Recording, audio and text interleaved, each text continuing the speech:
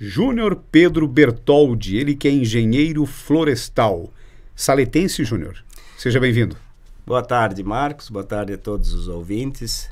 Sim, nascido, né? Meu pai mora lá no final do Cipriano, então a gente é cria daqui mesmo. Sim. E por que você ingressou na engenharia florestal? Para falar bem a verdade, começo de tudo, até tem uma professora chamada Hilda Círico, que ela é falecida já, quando abriu as inscrições para fazer a Escola Agrotécnica Federal de Rio do Sul, Colégio Agrícola, que a gente fala, mas é na verdade uma entidade federal, seria um segundo grau, especializado na parte agrícola, né? Aí o pai sempre muito interessado em a gente estar estudando e buscando alternativas melhores, até porque o terreno lá, acho que muita gente conhece, é bastante dobrado, e como muitos aqui de Salete são, né? Sim. Então, por que dobrado, tu diz? Digo, dobrado com bastante morro? Bastante áreas aí que não dá para mecanizar, né? Sim. Então sempre muito na enxada, nem boi e cavalo muitas vezes não conseguiria, porque muita pedra também, né? É mesmo? E aí, sempre com alternativa, ela trouxe um jornalzinho que abria as inscrições lá e tudo começou ali. Aí eu fiz o teste seletivo. Mas isso você já estava estudando no segundo grau? Eu já tinha iniciado aqui, como era o primeiro ano da Escola Agrotécnica lá, quando fundou em 95, eu já tinha me matriculado aqui na Guilherme André da Uripe, fazer o segundo grau normal, iniciei as aulas aí, porém logo já saiu a chamada para a gente ingressar lá no colégio na Escola Agrotécnica Federal de Rio do Sul, onde concluí os 3 anos de formação agrícola. Aí com 18 anos, a gente estava... Ah, tá, mas aí você permaneceu 3 anos lá em Rio do Sul. 3 anos internos, né? Internato lá, né? Algumas pessoas ali de Rio do Sul, Laurentino, tinha semi-internato. Ia lá, estudava de manhã, dormia em casa. Sim. Meio período estuda, meio período aula prática na época, né? Mas você vinha final de semana para casa ou ficava não, lá? Eu cheguei a ficar 3 meses lá sem vir para casa. Porque era ônibus, na época eu lembro que era R$4 a passagem de ônibus Itaió a Rio do Sul. Isso em 1995. 95. E aí fizemos lá os 3 anos lá de segundo grau, muito bem. Aí com muita ideia, né, jovem e sempre, para que vamos inventar? Vamos produzir mel, vamos botar umas caixas de abelha. E foi importante para ti, Júnior, só falando ainda lá dos 3 anos? Foi porque ali, como você fica lá internato, você tem regras a cumprir, né? Horário de acordar, horário de se alimentar, horário da aula, hora de almoço, e além das atividades plantonistas, né? Final de semana tem que ter um grupo de pessoas para tratar os animais que lá tinha, né? Coelho, galinha, porco, gado, enfim. Então, ali você começa a já criar algumas responsabilidades em questão de horário, questão mesmo de compromissos, né? Mas para ti era fácil porque você já vinha de uma experiência da família? Para mim não foi muito difícil ficar longe da família ali. Não foi assim, até tranquilo nessa parte. Eu acho que eu já ficava muito num tio meu aí, um irmão do pai, no Ervin Bertoldi, eu ficava semanas às vezes lá quando era pequeno, então... Para mim não... Mas eu me refiro também às atividades lá, porque você já era da agricultura. Não mudava muito, e lá era bem organizado e era gostoso, né? Era interessante você estar lá fazendo alguma coisa para aprender também, né? Na prática, que é importante também, né? E aí já estava pensando, quando saísse de lá, o que ia fazer? Não sabia nada. Na verdade, o pai colocou a gente lá com a ideia de nós ficarmos na agricultura, né? Voltar para a propriedade familiar. Mas aí ele foi bem sincero, ele falou, até me chamava de Popo, né? Chama até hoje, ele falou, olha... Popo! Falar a verdade, ele falou, olha, nosso terreno aqui não favorece muito. Então, se tu quer ir para frente estudar, eu vou te apoiar no que eu conseguir. E aí eu falei, então, eu sempre gostava da área de campo, por isso que um curso que mais assim eu achava que ia me adaptar realmente era a engenharia florestal, né? Sempre gostei muito da parte de campo. Então, Aí eu falei, então tá bom. Aí tinha, no dia da colação do 2º grau, foi anunciado lá que tinha 2 vagas em Blumenau para cuidar de uma chácara. Era de um dentista, um diretor lá da Uniodonto, que existe até hoje em Blumenau, o seu Ivan. Ele anunciou que teria 2 vagas em Blumenau, na época eu acho que um salário. Aí tinha casa na chácara e a gente ia, essas 2 pessoas, né, esses 2 agriculinos que nós falávamos lá quando formava, né, ia viver nessa propriedade. E sim, lá ele ia, a gente não sabia o que ia produzir, ele tinha um monte de ideia, não sabia se ia fazer umas lagoas de peixe, tinha ideia de criar marreco também, enfim, mas muita ideia. E a gente com 18 anos tem um monte de ideia também, mas quando vai executar nem sempre dá certo, porque a gente não tem muita experiência de vida na época, né? Sim. E eu fiquei lá aí o pai falou, então, se quiser estudar, aí eu fui para lá. Para Blumenau? Para Blumenau. Fiquei nessa chácara 1 ano. Aí até me lembro que era R$50 a inscrição do vestibular para prestar para engenharia florestal. Aí o doutor Ivan lá me incentivou, ele falou, não, Júnior, tá aqui os 50, eu não vou te descontar do salário, você vai lá, faz inscrição. Isso em Blumenau? Isso em Blumenau em 98. Em 98 já. Sim. Aqui, né? Já na FURB? Na FURB. Uhum. Na FURB. Aí eu lembro bem assim que eu saí de lá do bairro Progresso, a inscrição era na Caixa Econômica Federal. Eu cheguei lá na Caixa Econômica, fechava na época às 4 horas da tarde. Eu cheguei, faltavam uns 5, 10 minutos para fechar, fiz a inscrição, aí passei. Aí depois veio a notícia que era R$500 a matrícula para você ingressar na faculdade. Aí eu liguei, me lembro muito bem que eu liguei lá para a mãe, lá no Orelhão, que eu tinha passado no vestibular, tudo certo, pá, beleza. Aí quando chegou ali janeiro, fevereiro, que ia começar as aulas, tinha que pagar a matrícula e nós não tinha condição. Eu sei que a minha irmã também mais nova tinha um monte de problema de saúde, o pai já tinha feito mais safras de fumo ali, a gente já tinha gastado bastante com ela e nós não estava muito calçado não. Mas a minha mãe até pegou dinheiro de uma tia também, já que é falecida, que é a mãe do Zequinha Steckwetter. Ela emprestou aqueles R$500, eu fiz a matrícula. Rapaz, aí pra frente foi uma peleia grande, não vamos nem entrar muito, mas sim, eu não conseguia, eu estudei 6 meses, só paguei a matrícula, e a mensalidade era R$360 por mês também. Naquela época? Aí cada 6 meses tem que renovar a matrícula, aí como é que tu renova com 5 mensalidades atrasadas? Né? Porque pagava 12 meses por ano, 5 mensalidades e 2 matrículas. Aí, rapaz, o que eu levei de mel, queijo para aqueles caras da tesouraria lá, para eles verem se eles davam uma amenizada no juro e tentar renovar minha matrícula. Aí veio, o que me salvou muito ali foi o artigo 170, um programa estadual, era na época, acho que Esperidião a mim.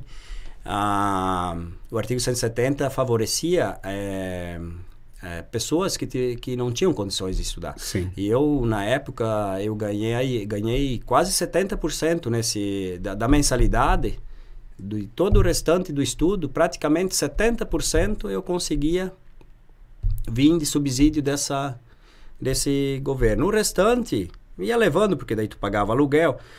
Daí ainda a engenharia florestal, o problema dela é que não é à noite, tem que ser durante o dia, porque tem as aulas práticas. Aí para você trabalhar...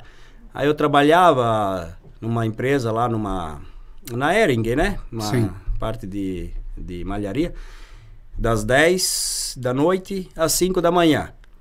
Aí tu chega lá no bairro, acho que é Bom Retiro. E aí tu pegar o ônibus, passar em casa, tomar banho, tomar café, ir pra faculdade, né? 7h30 começava a aula. Aí 11h30 eu saía eu ajudava no restaurante da minha tia ali para ganhar o almoço. Eu ajudava ela a servir bebida e... restaurante normal, sim, né? Sim. É, inclusive a mãe do Jefferson Wenzel, né? Ela tinha um restaurante lá pertinho da universidade. E ali é assim, ali eu não passei fome porque ali eu sempre tinha onde comer. Então, mas trabalhei em mototáxi, pizzaria final de semana, né? Garçom de pizzaria durante 5 anos, sexta, sábado e domingo à noite. Aí logo peguei uma bolsa de estudo, um projeto de pesquisa na própria universidade também para tocar. E aí ia se virando, sabe? Então, Sim. ali dava os pulos ali para ir se mantendo e fomos indo, fomos e chegamos. E Conseguimos até concluir a engenharia engenharia florestal. florestal. Até, inclusive... Isso 4 anos, Júnior? Era 4 anos? Nós entramos em 40 alunos na época. Mas eu e mais 2 ainda, o Silvio e o Edson, a gente se formou, era 5 anos, mas a gente se formou com 4 anos e meio. A gente conseguiu puxar aí umas disciplinas, porque eu pensei, pô, se eu adiantar alguma coisa, é 6 meses a menos de aluguel, 6 meses a menos de manutenção que você tem consigo mesmo, né? Sim, sim. E aí a gente até se formamos, nós 3 colamos grau, mas eu nem colei, eu só fiz a parte de colação de grau. Formatura eu nem consegui fazer porque era meio caro a despesa, daí a gente não...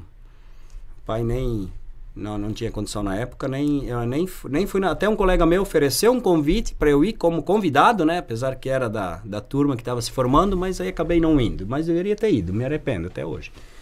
Mas enfim...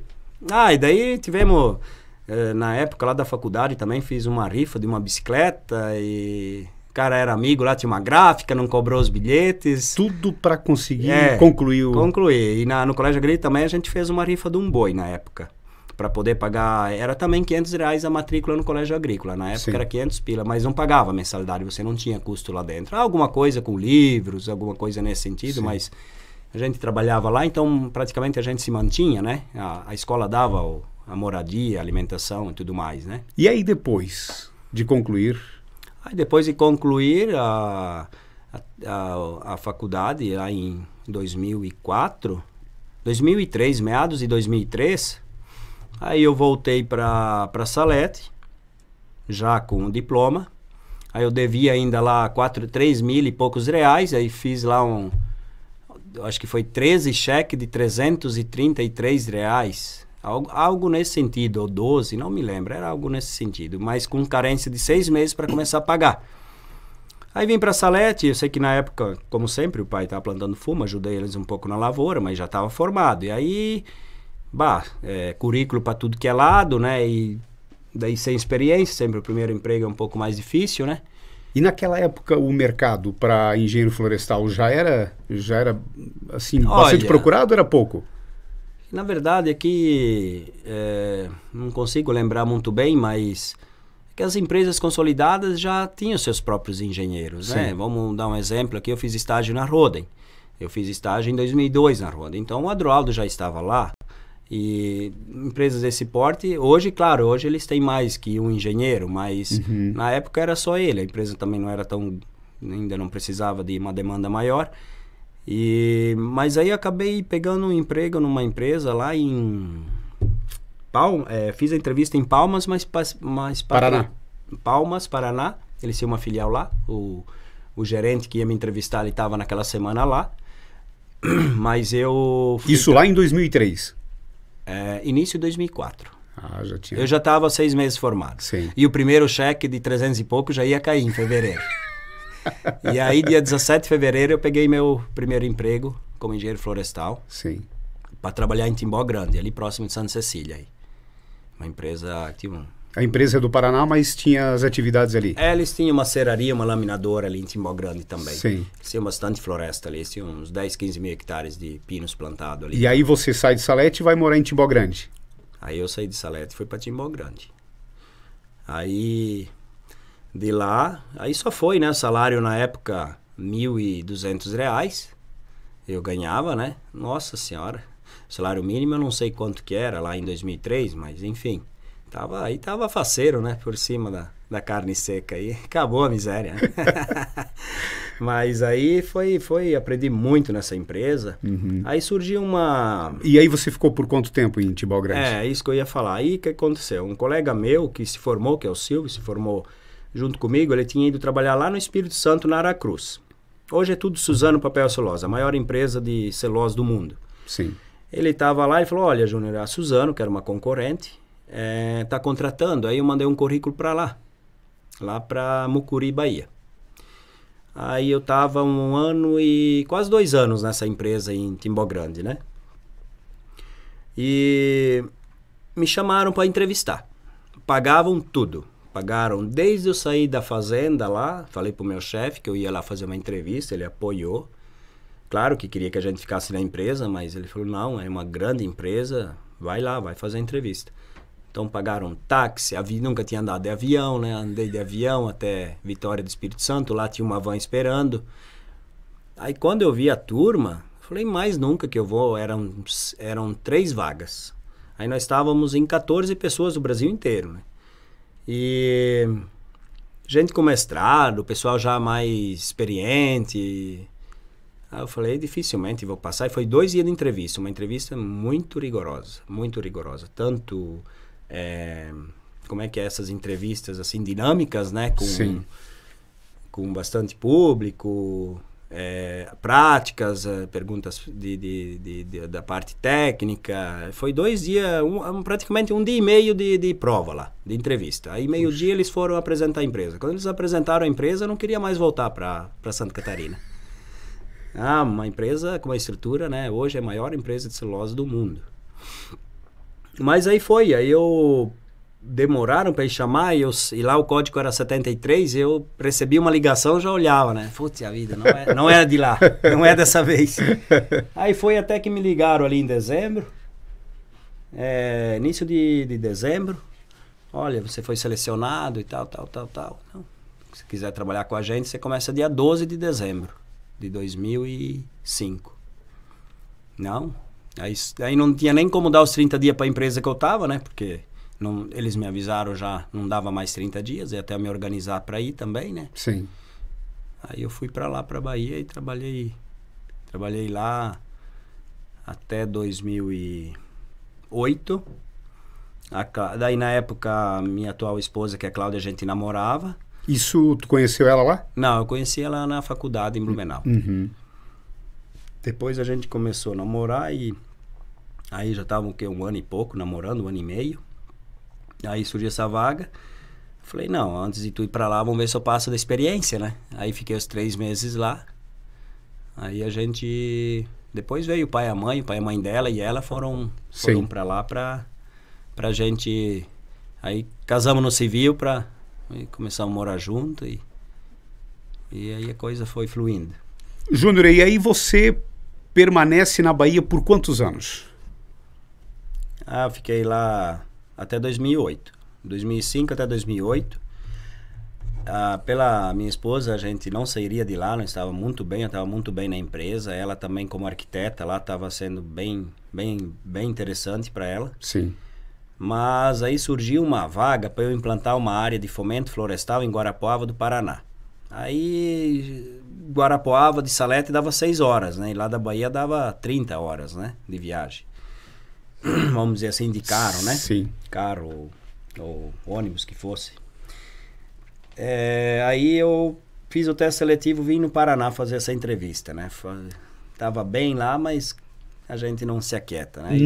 Na questão não era por salário, mas sim para estar mais próximo da família. Mais próximo de Salete, da família, a família da minha esposa é de Lages, né? Sim. Então, já saí, fui lá, fiz a entrevista num sábado de manhã, já saí empregado de lá, né? Aí o seu Pintarelli lá, que acabou falecendo depois quando eu estava lá num acidente indo para Curitiba, ali na Serra de Campo Largo. Mas na época ele me contratou, aí eu achei interessante a oportunidade, porque era implantar uma nova área na empresa, fomento florestal. O que era? Era onde eu estava trabalhando lá na Suzano, nessa parte.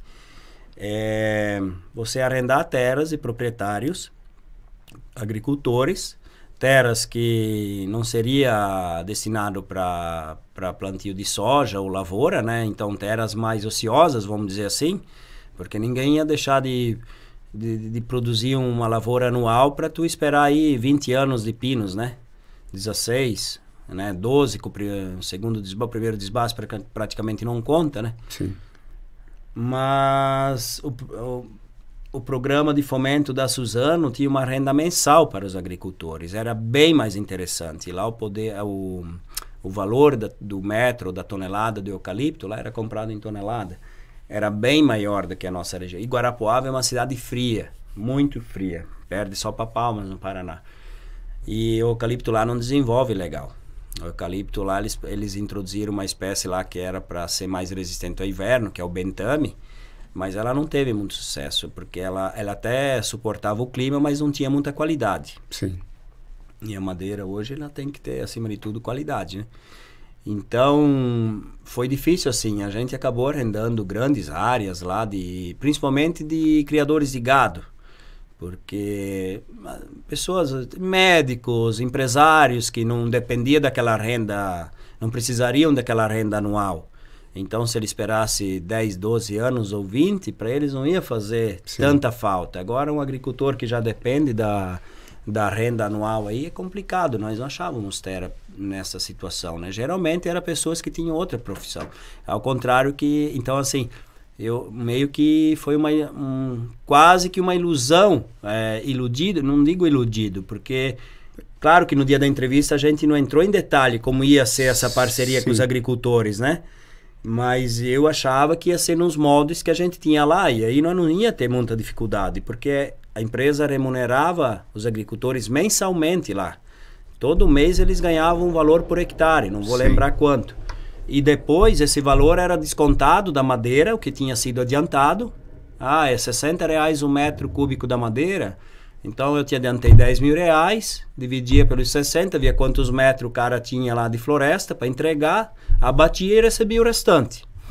E já ali em Guarapuava era só na hora do corte. Daí você imagina esperar aí 16, 18, 20 anos para tu ver resultado, né, financeiro. Puxa. Então, não era um programa tão atrativo assim para a empresa. E aí por isso que também para os agricultores. O próprio agricultor às vezes pensava muito em fazer um negócio. Para fazer o negócio. Para fazer, não.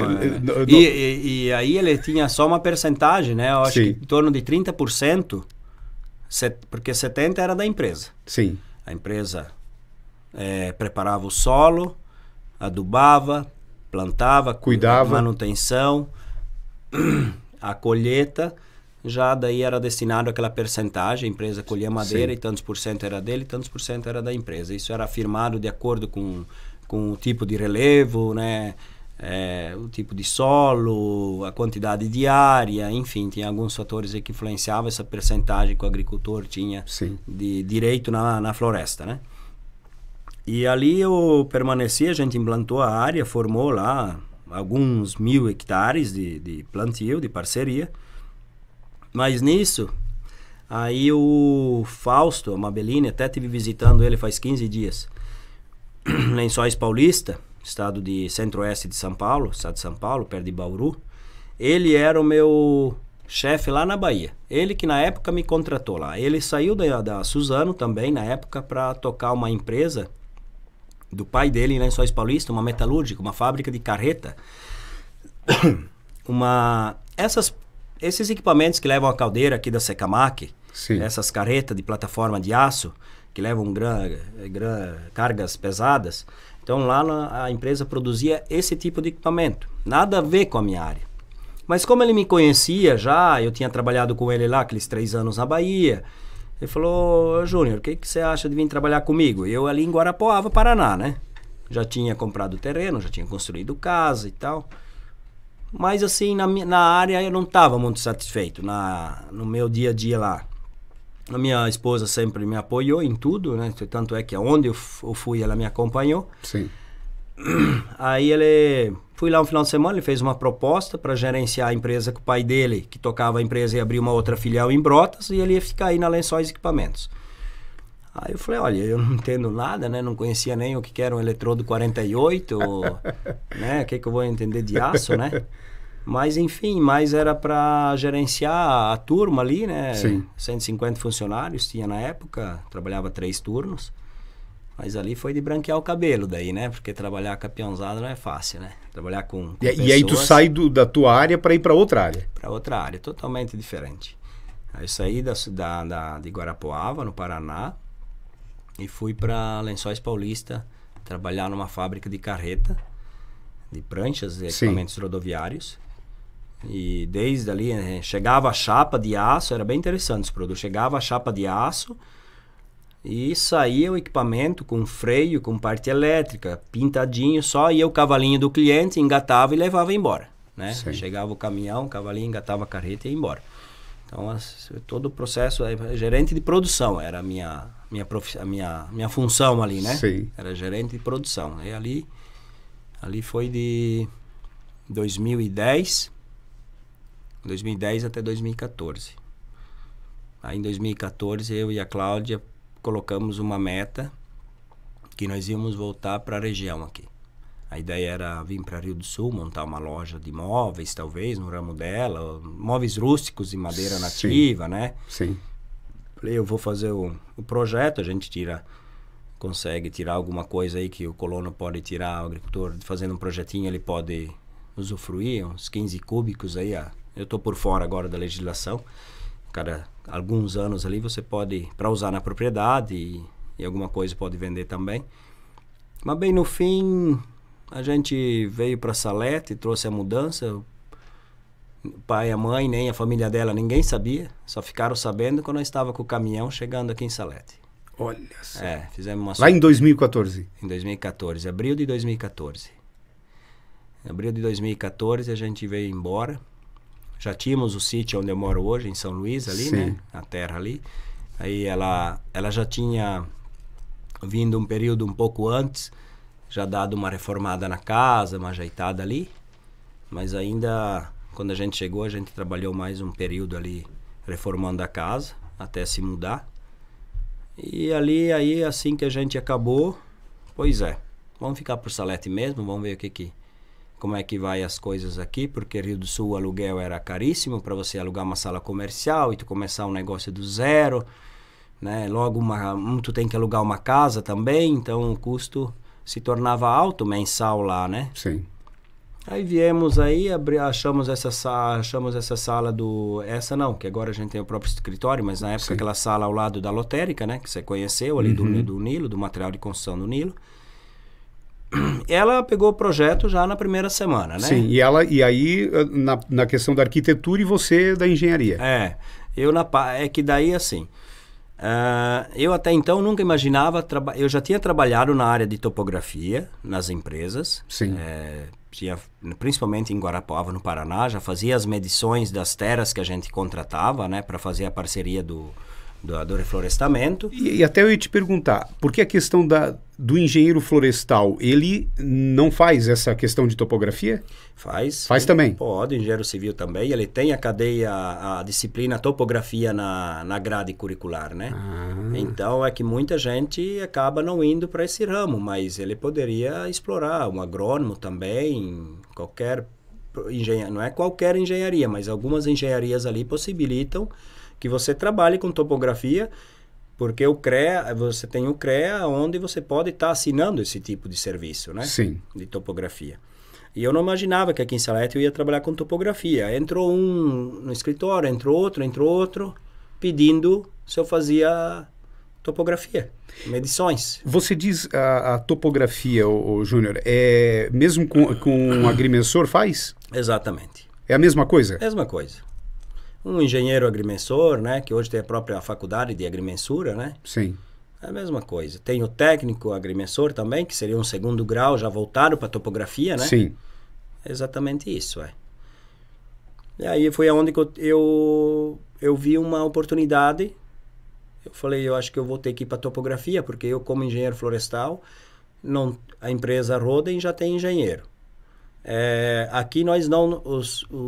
assistência técnica para reflorestamento ainda pequenas propriedades, cada colono tem um pedacinho de terra lá com eucalipto, pinos, que ele mesmo planta, ele mesmo cuida, então fica inviável também para ele estar pagando uma mão de obra especializada para conduzir o reflorestamento dele, né? Tenho colegas que moram em São Joaquim, Lages, que ganham valores mensais para estar acompanhando o desenvolvimento e contratando as pessoas para fazer a roçada ou a própria desgalhamento para uma madeira de maior qualidade. Enfim, pagam um profissional, assim como tem um instrutor de fumo, né?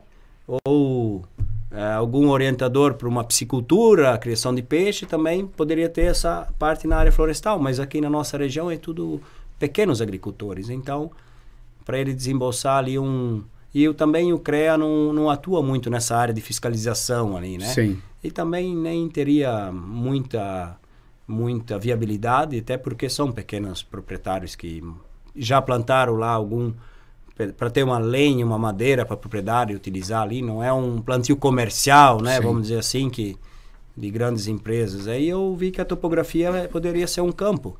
Aí eu fui comprar um equipamento lá em Criciúma, de um professor lá da Universidade de Criciúma, ele estava vendendo, entrei em contato com ele, uma estação total, que é aqueles aparelhos com baliza, né? Que tu tem que abrir os rumos mesmo, né? Hoje é tudo GPS, né? Mas na época eu comecei com esse tipo de equipamento ali. E aí aí um vai falando pro outro, e vai fazendo um servicinho aqui, um servicinho ali, e vai crescendo, né? E somente esses 10 anos agora, tu estás atuando nesse ramo? Exatamente. Pouca coisa florestal. Eu faço os CAR, Cadastro Ambiental Rural, que é a parte de reserva legal ali que tem, né? Que é uma legislação que vem em 2012, onde a pessoa não precisa mais ter a reserva legal averbada na matrícula. Sim. Esse Cadastro Ambiental Rural já especifica onde é as áreas de APP, nascentes, córregos e a área de reserva, que seria os 20% da propriedade como vegetação nativa. Também identifica as áreas consolidadas, que são as áreas de plantio. Isso seria o licenciamento ambiental? Não, Cadastro Ambiental Rural. Mas tu também atende essa questão do licenciamento ambiental? Não faço. Não faz? Não faço nada da parte ambiental. A única coisa, a parte ambiental, vamos dizer assim, é o Cadastro Ambiental Rural, que é é um documento que gera de cada terreno.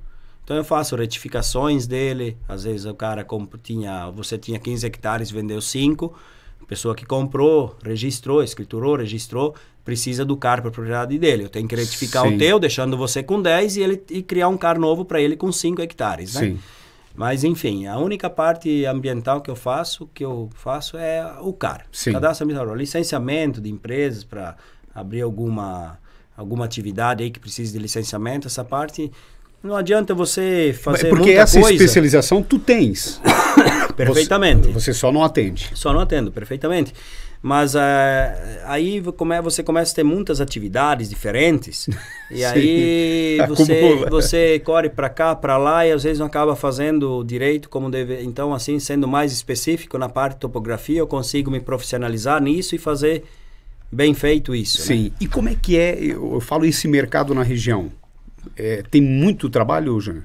Olha, eu estou me virando legal. Eu não, claro que no início foi mais difícil, como qualquer negócio, até porque tinha agrimensores ali, eu vou citar aí, a família Bozana, já estão na terceira geração, né?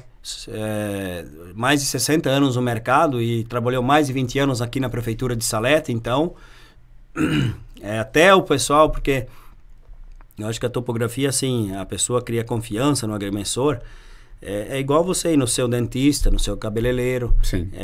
A partir do momento que ele faz um serviço contigo, que tu faz dentro dos parâmetros que deve ser feito, ele fica satisfeito, então dali para frente você tem uma nova chance de ser contratado de novo com ele. Mas o início sempre é mais difícil, assim, né? Sim. No início não tinha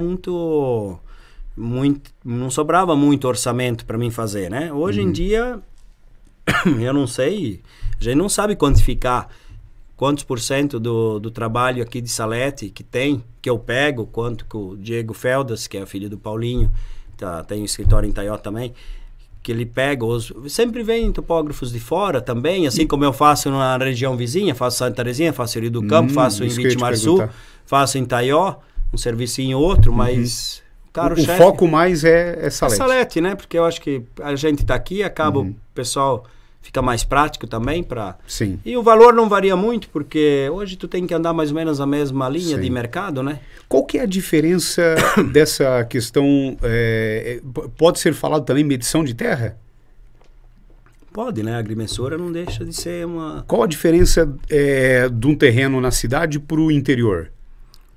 O terreno na cidade é um terreno urbano, onde ele é legislado, vamos dizer assim, não sei se é essa a palavra certa, pelo município. Sim.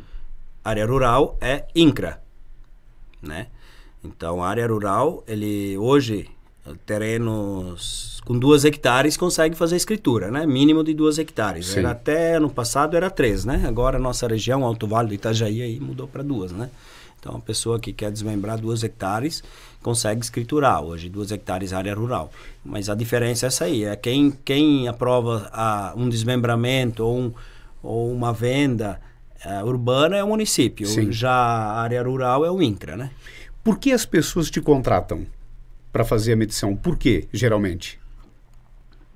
Às vezes está dividindo para os filhos a terra, precisa medir o imóvel todo e dividir para doação para os herdeiros. Às vezes o cara vendeu um pedaço, a pessoa, o agricultor, o próprio terreno urbano também, vendeu um pedaço e ficou com o remanescente. Então precisa ser feito o desmembramento, você tem que saber quanto está saindo da escritura, quanto está ficando, para isso precisa ser medido. E o grande gargalo hoje está nas escrituras, porque as escrituras antigas, muitas delas, 99%, eu acho que eu diria assim, não falam as medidas que tem o terreno. Você tem um terreno lá, por exemplo, meu terreno em São Luís, 27 hectares, tá, esse já é um pouco diferente, porque em 2010 ele foi... Não, um pouco antes ele já foi medido porque foi comprado pelo Banco da Terra. Não fui eu que comprei, mas o proprietário anterior, então para passar no financiamento tinha que já ter certinho essas medidas. Mas muitos terrenos não tem. Vamos dizer que um terreno tem 4 lados, ele fala que confrontam com o Marcos Roberto, um lado com o fulano de tal, outro lado com o Júnior Pedro Bertolli, outro lado com o Rio, mas não fala a medida que confronta. Então, quando não tem as medidas, você precisa fazer uma inserção dessas medidas, que se chama um processo de retificação extrajudicial, onde os vizinhos assinam, você vai lá, implanta os marcos, faz a medida do imóvel, e todos os vizinhos assinam concordando com aquela divisa, né? Claro que quando é medido, eu sempre faço questão, falo para o proprietário que eu vou medir. Ó, chama o vizinho lá para ele estar junto, porque se tiver qualquer questão, já resolvemos na hora lá, porque depois se ele não assinar, aí ele tem todo o direito de não assinar. Se ele não concorda com aquela divisa, ele tem todo o direito de não assinar. Então, sempre quando vai fazer a medição, a gente já avisa os vizinhos com antecedência para estar ali junto e formar o rumo do terreno ali, colocar os marcos e tudo mais, né? Mas geralmente o pessoal acaba procurando porque a legislação exige que tenha essas medidas e ele não consegue desmembrar, ele não consegue vender. E agora tem a questão da lei do georreferenciamento. Na verdade, a lei existe desde 2001, mas era para 2.500 hectares na época. E a cada 3, 4 anos que ia se passando, ia caindo. Aí teve um decreto em 2019 que prorrogou um pouco o prazo, porque para nós já era para estar obrigado, nós estamos em 2024. Novembro de 2023, ano passado, a certificação no INCRA, que é o georreferenciamento de imóveis rurais, onde exige o marco com a credencial do profissional. Cada profissional, por exemplo, na época, eu fiz em 2017, fiz uma pós-graduação em Blumenau, durante 2 anos, a cada 15 dias, sexta e sábado, nós tínhamos aula, para a gente poder se credenciar no INCRA para fazer esse serviço. O engenheiro agrimensor, ele já sai com essa atribuição, porque ele fez faculdade durante 5 anos. Eu fiz engenharia florestal, só tinha disciplinas de topografia lá dentro, mas não era a minha especialidade, engenheiro florestal e não agrimensor e topógrafo. Então a gente fez essa pós-graduação para poder se credenciar no INCRA. Então você tem um código, todo profissional no Brasil inteiro, ele tem um código de 4 letras e o marco tem uma numeração. Então, a partir do momento que hoje os terrenos obrigatórios são 25 hectares acima. A matrícula que tem mais que 25 hectares, qualquer transação mobiliária que você vá fazer, você não consegue fazer sem ter essa área certificada no INCRA. Seja vender para uma pessoa, ou desmembrar, ou passar para os filhos, ou inventário, faleceu o proprietário do terreno, precisa fazer inventário, para você registrar o inventário, vai lá no registro de imóveis, vai barar, e eles vão gerar uma exigência que precisa ser feita a certificação no INCRA. E a certificação no INCRA, que é um processo que faz dentro do INCRA, no SIGEP, Sistema de Gestão Fundiária, onde a gente tem uma senha para jogar esses pontos que eu fiz do terreno lá através de GPS, né? Porque, igual eu estava te falando, nas antigas o pessoal fazia milagre com os aparelhos que eles tinham, né? Sim, sim. Hoje está muito fácil com o GPS, facilitou a vida para todo mundo em questão de precisão, né? Precisão de 1 centímetro, menos de 1 centímetro, né?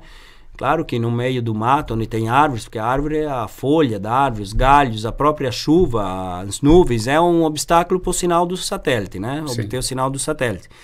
Mas ele facilitou muito. Se você pegou 2 pontos numa cerca e lá em cima, 2.000 metros, que é o final do terreno, não tem mais cerca, mas você quer saber onde é esse ponto. Ele te disse, tu tá 1 metro para lá, 5 metros para cá, e com precisão de 1 centímetro. Sim.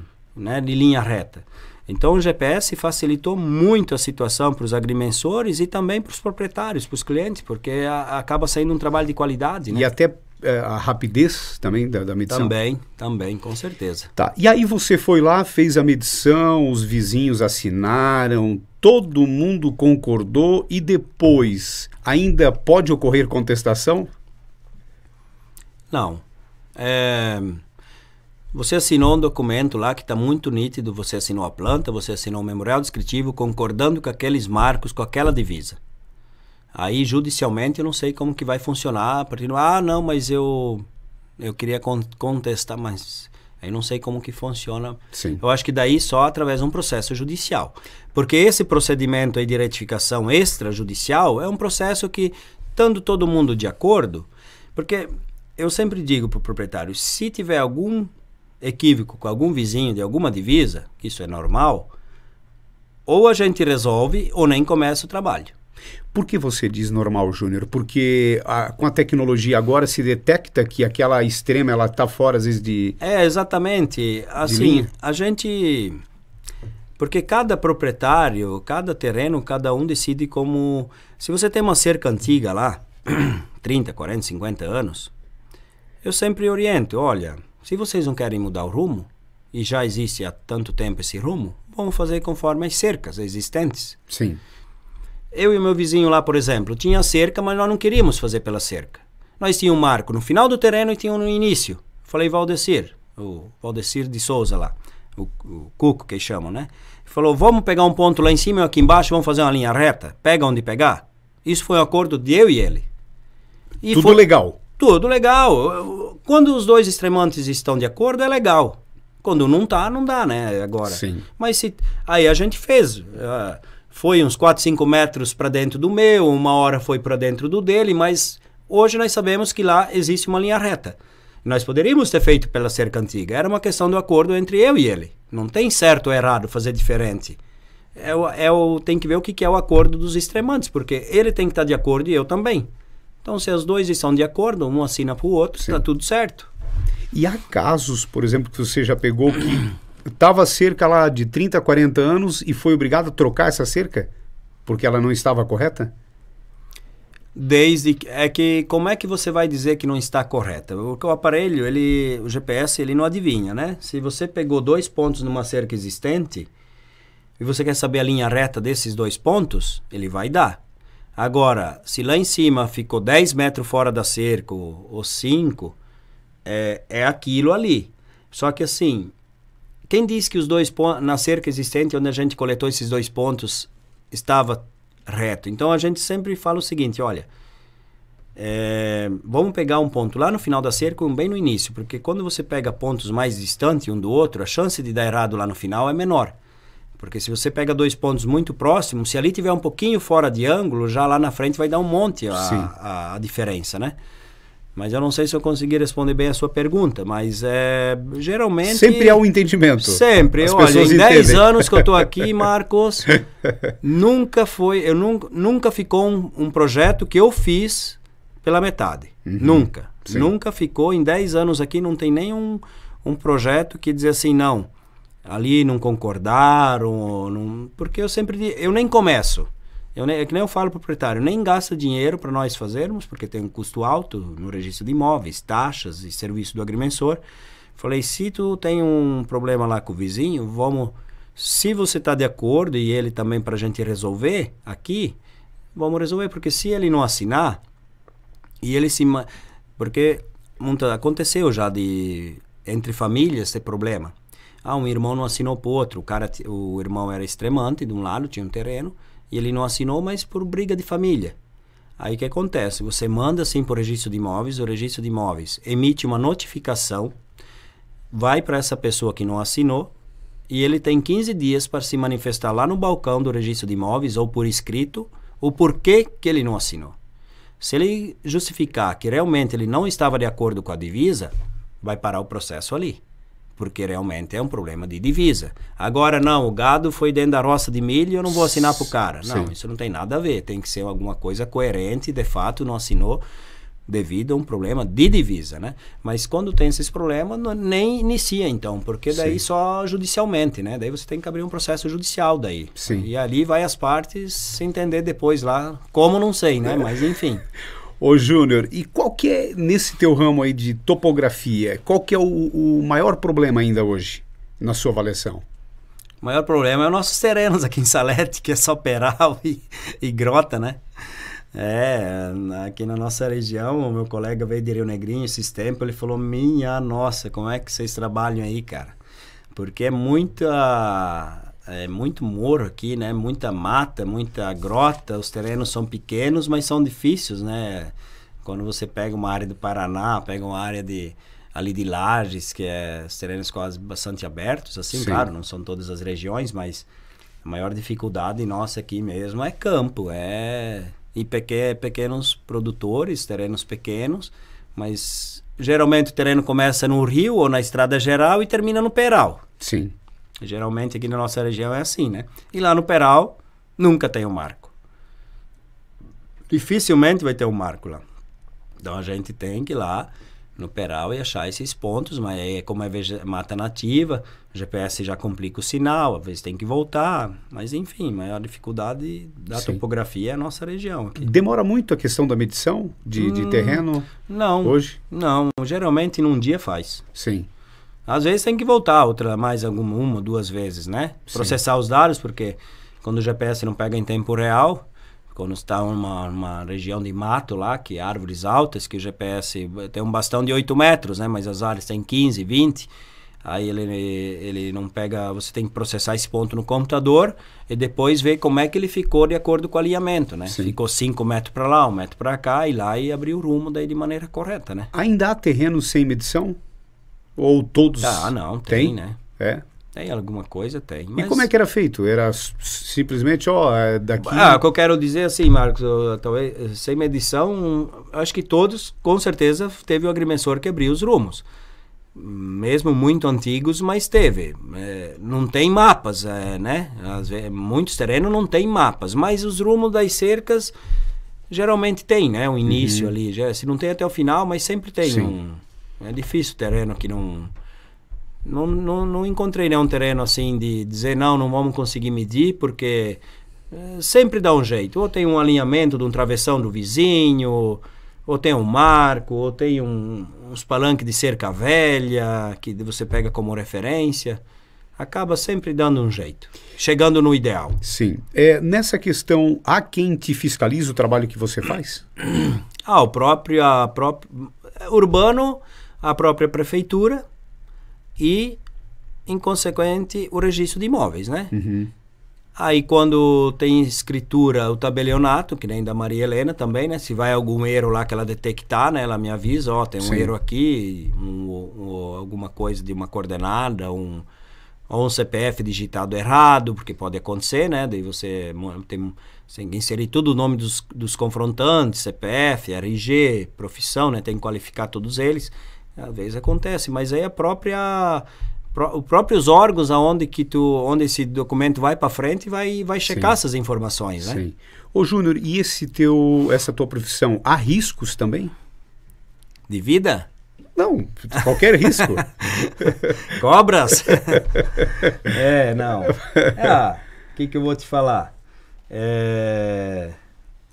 Riscos de, vamos supor assim, de acidente tem bastante, né? Porque você anda aí, está passivo de cair, ou pedra própria mesmo, cobra, né? Muita Sim. cobra na região aí, de vez em quando a gente está encontrando, mas eu não sei, outros riscos assim no sentido de você poderia me esclarecer? Não, o que tu considerasse, né? Acho que mais esses riscos mesmo do próprio Sim. campo ali do dia a dia, né? Como toda atividade Sim. tem os seus riscos, né? E nessa questão de avanço da tecnologia, você falou do equipamento, foi melhorando mais equipamentos, trocando ou não? Aquilo Sim, que você né? falou no início lá, que comprou um equipamento lá e... Em 2017 eu adquiri um RTK, que a gente chama Sim. Eu não vou lembrar mais a sigla em inglês ali que significa, mas seria precisão em tempo real. O GPS, ele te dá precisão instantânea, né? Você já sabe quantos metros de largura tem o imóvel, qual é o comprimento da linha. Os equipamentos anteriores, você tem que processar isso no computador para depois ter essas informações em mãos, né? Sim. E agora com o GPS você já consegue fazer muita coisa. Eu quero já abrir um rumo aqui, quero dividir para 2 filhos, o terreno tem 200 metros de largura, então vamos botar 100 metros para cada lado, você já consegue fazer isso no dia, né, no ato ali. Então, em 2017 a gente adquiriu um equipamento aí de alta precisão, mas quero ficar ainda... Hoje já o GPS ele pega em torno de 14 satélites, mas já tem o lançamento aí da Topicon, que é uma empresa que tem várias marcas, né? Como Sim. qualquer equipamento. Eu tenho um da Topicon, que é uma empresa japonesa. E lançaram agora o meu Hyper-V, lançaram o VR, mas ele está R$130 mil. E aí ele pega já quase o dobro de satélites. A precisão é a mesma. O que facilita é que em áreas, até mesmo em áreas mais sujas, Sim. ele já tem uma chance do ponto pegar melhor, mais rápido, como pega mais satélites. Mas ainda não é o momento de trocar, porque se tu for acompanhar a tecnologia, tu tem que trocar equipamento todo ano, né? Puxa vida. Tem a tecnologia de equipamentos eletrônicos que é muito rápida, né? Sim. E aí a viabilidade também não é grandes coisas. Sim. Né? Ô Júnior, e quais são, eu falo assim, as principais dúvidas dos clientes teus? Quais que são, assim? O que gera mais dúvida na sua avaliação? Olha, todo mundo tem muita dúvida, né? Eu quero desmembrar um pedaço de terra, como é que funciona, quanto que eu gasto com isso, né? Eu preciso...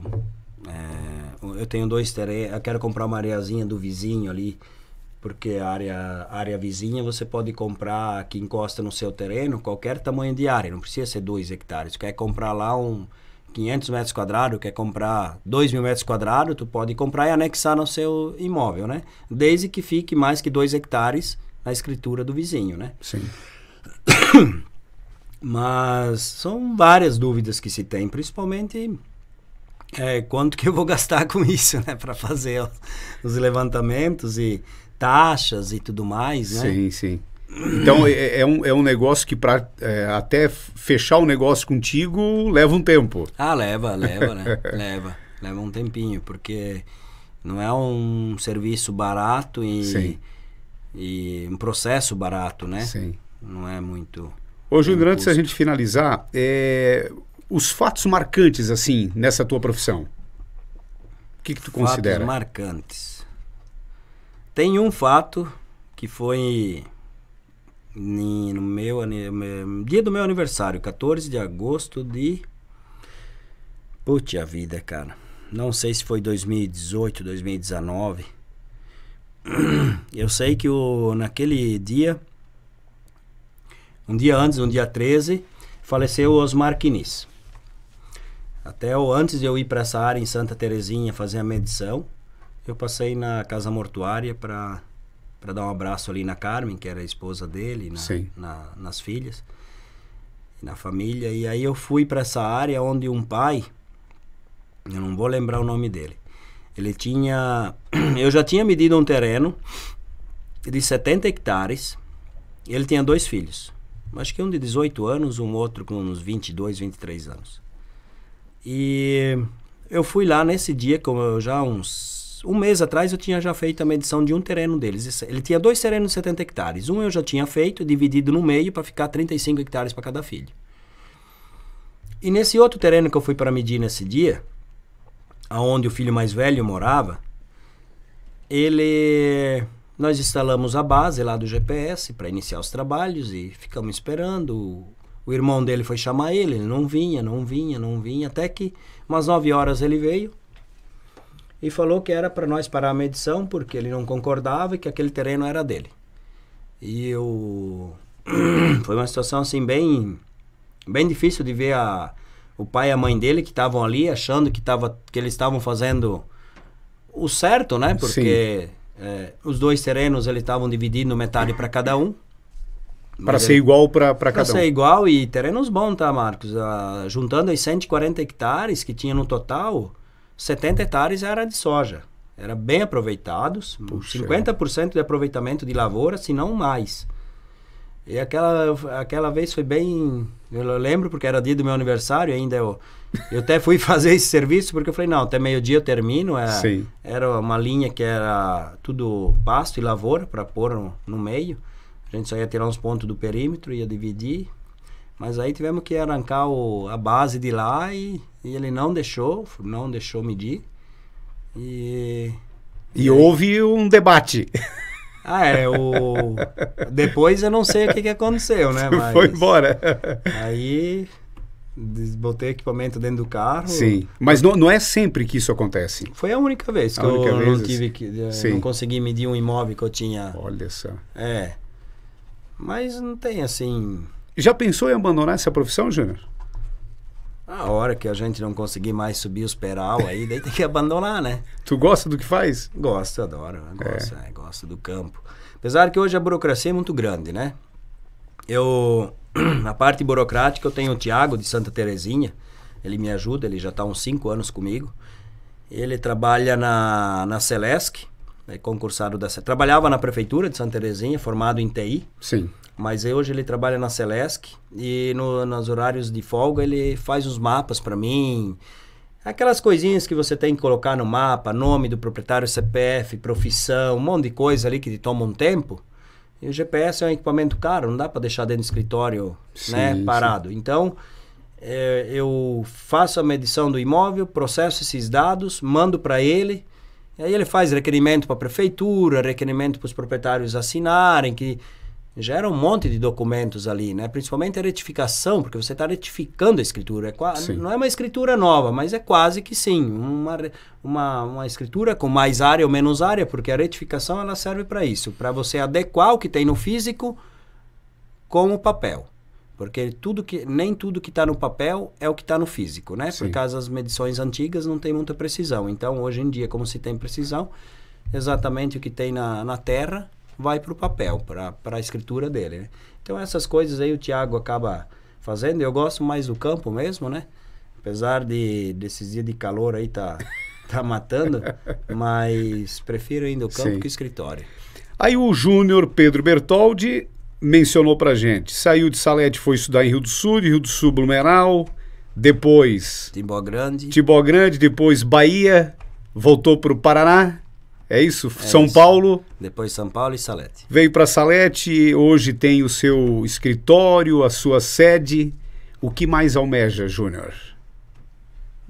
Agora é só manter e trabalhar aí para sobreviver mesmo. Feliz da vida. Não almejo mais muita coisa não, né? Sim.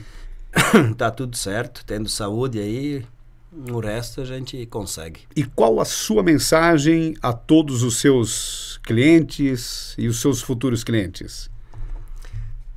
Que não deixam de fazer um orçamento comigo, né? Eu tenho a gente agrimensores, em modo geral, a gente tem não é uma parceria, ninguém combina preço, sim, cada um tem o seu valor. Você diz uma ética. Mas assim, ó, por exemplo, veio o cara lá de Rio do Campo, mediu um terreno que eu já fiz a medição do vizinho. Então, Júnior, tu me manda a linha lateral lá do terreno que você mediu para eu ver se bate com a minha, claro. Mando, né, o polígono em AutoCAD lá para ele certificar. Diego, você mediu o terreno lá, você tem os dados do fulano de tal?